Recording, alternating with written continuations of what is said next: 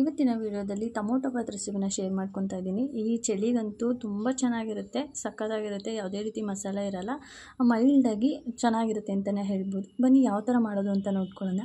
ಇವಾಗ ಇಲ್ಲಿ ಇಂಗ್ರೀಡಿಯೆಂಟ್ಸ್ನ ಕೂಡ ನಾನು ಹಚ್ಚಿ ಇಟ್ಕೊಂಡಿದ್ದೀನಿ.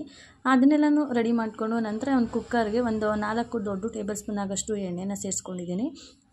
ಅದಕ್ಕೆ ಸಾಸಿವೆ, ಕರಿಬೇವಿನ ಸೊಪ್ಪು, ಹಾಗೆ ಮೇಯ್ನಾಗಿ ಇದಕ್ಕೆ ಶುಂಠಿ ಬೆಳ್ಳುಳ್ಳಿನ ಲಜ್ಜಿ ಇಟ್ಕೋಬೇಕಾಗುತ್ತೆ. ಶುಂಠಿ ಬೆಳ್ಳುಳ್ಳಿ ಲಜ್ಜಿ ಇಟ್ಕೊಂಡಿರೋದು, ಹಾಗೆ ಹಸಿಮೆಣ್ಸಿನ್ಕಾಯಿ ಇದಿಷ್ಟೂ ಹಾಕ್ಕೊಂಡು ಸ್ವಲ್ಪ ಎಣ್ಣೆಲಿ ಬಾಡಿಸ್ಕೊತಾ ಇದ್ದೀನಿ. ಘಮ ಅಂತೂ ತುಂಬ ಚೆನ್ನಾಗಿರುತ್ತೆ. ಹಳ್ಳಿಗಳ ಸೈಡಲ್ಲಿ ಅವಾಗೆಲ್ಲ ಯಾವುದೇ ರೀತಿ ಮಸಾಲೆನ ಉಪಯೋಗಿಸ್ತಲ್ಲ, ಇದೇ ಥರ ಮಾಡ್ತಿದ್ದಂಥದ್ದು ತುಂಬ ರುಚಿಯಾಗಿರ್ತಾಯಿತ್ತು. ಇವಾಗ ಶುಂಠಿ ಬೆಳ್ಳುಳ್ಳಿನೂ ಕೂಡ ಚೆನ್ನಾಗಿ ಒಂದ್ಸಲ ಫ್ರೈ ಮಾಡಿಕೊಂಡು ಅದಕ್ಕೆ ಈರುಳ್ಳಿನೂ ಕೂಡ ಸೇರಿಸ್ಕೊತಾ ಇದ್ದೀನಿ. ಈರುಳ್ಳಿ ಜೊತೆಗೆ ಪುದೀನ, ಕೊತ್ತಂಬರಿನೂ ಕೂಡ ಸೇರಿಸ್ಕೊಂಡಿದ್ದೀನಿ. ಪುದೀನ ಸೊಪ್ಪು ಸ್ವಲ್ಪ ಜಾಸ್ತಿ ಹಾಕೋದ್ರಿಂದ ಫ್ಲೇವರ್ ಕೂಡ ತುಂಬ ಚೆನ್ನಾಗಿ ಬರುತ್ತೆ. ಅದೆಲ್ಲನೂ ಸೇರಿಸಿ ಚೆನ್ನಾಗಿ ಒಂದ್ಸಲ ಮಿಕ್ಸ್ ಮಾಡಿ ಒಂದು 4 ಹುಳಿ ಟೊಮೊಟೊನ ತೊಗೊಂಡಿದ್ದೀನಿ. ಈರುಳ್ಳಿ ಟ್ರಾನ್ಸ್ಪರೆಂಟ್ ಆದಮೇಲೆ ಹುಳಿ ಟೊಮೊಟೊ ಈ ಥರ ಸಣ್ಣದಾಗಿ ಹಚ್ಚಿಟ್ಕೊಂಡಿದ್ದೆ, ಅದನ್ನು ಕೂಡ ಸೇರಿಸಿ ಚೆನ್ನಾಗಿ ಒಂದ್ಸಲ ಮಿಕ್ಸ್ ಮಾಡ್ಕೊತಾ ಇದ್ದೀನಿ.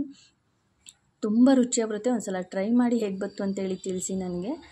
ಟೊಮೊಟೊ ಸಾಫ್ಟ್ ಆಗಬೇಕು ಅಂದರೆ ಸ್ವಲ್ಪ ಕಲ್ಲುಪ್ಪು ಅಥವಾ ಯಾವುದೇ ರೀತಿ ಸಣ್ಣ ಉಪ್ಪು ಕೂಡ ಉಪಯೋಗಿಸ್ಕೋಬೋದು. ಇದು ಉಪ್ಪು ಅರಿಶಿನನೂ ಕೂಡ ಹಾಕಿ ಟೊಮೊಟೊ ಸಾಫ್ಟ್ ಆಗೋವರೆಗೂ ಕೂಡ ಬೇಯಿಸ್ಕೋಬೇಕಾಗುತ್ತೆ.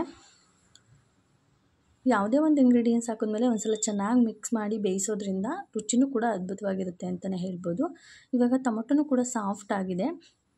ಇದಕ್ಕೆ ಮೇನ್ ಇಂಗ್ರೀಡಿಯೆಂಟ್ಸು ನಾನಿಲ್ಲಿ ಚಕ್ಕೆ, ಲವಂಗ, ಏಲಕ್ಕಿಕಾಯಿ, ಸ್ವಲ್ಪ ಧನಿಯಾ ಪುಡಿ, ಹಾಗೆ ಸೋಂಪು ಇದಿಷ್ಟನ್ನು ಕೂಡ ನಾನು ಪೌಡ್ರ್ ಮಾಡಿ ಎತ್ತಿಟ್ಕೊಂಡಿದ್ದೀನಿ. ಅದು ಹಾಗೆ ಕಾಯಿ ತುರಿ ನೀವು ಬೇಕಿದ್ರೆ ಹಾಕ್ಕೊಳ್ಳಿ, ಇಲ್ಲಾಂದರೆ ಸ್ಕಿಪ್ ಮಾಡ್ಬೋದು.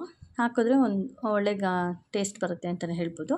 ಇವಾಗ ಇದಿಷ್ಟು ಆ ಪೌಡರು ಹಾಗೆಯೇ ಕಾಯಿ ತುರಿ, ಅಚ್ಕಾರದ ಪುಡಿ, ಇವಾಗ ಅಚ್ಕಾರದ ಪುಡಿನೂ ಕೂಡ ಸೇರಿಸ್ಕೊತಾ ಇದ್ದೀನಿ.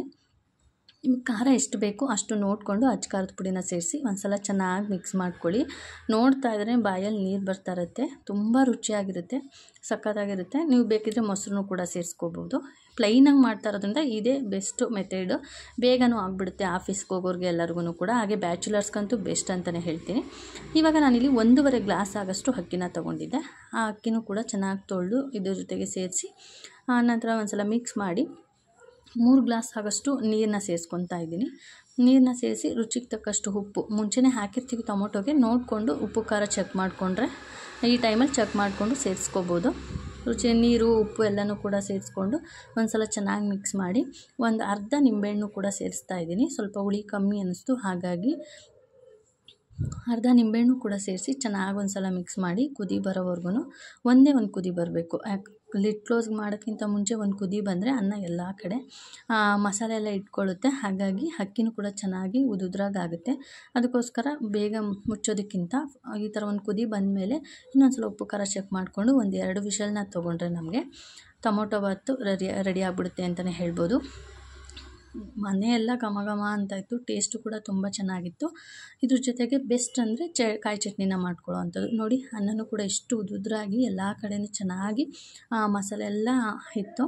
ಮೈಲ್ಡಾಗಿ ಬೇಕು ಅಂದರೆ ಈ ಥರ ಮಾಡಿಕೊಂಡ್ರೆ ಚೆನ್ನಾಗಿರುತ್ತೆ. ಅದರಲ್ಲಿ ಚಳಿಗಂತೂ ಬೆಸ್ಟ್ ಆಗಿರುತ್ತೆ ಅಂತಲೇ ಹೇಳ್ಬೋದು.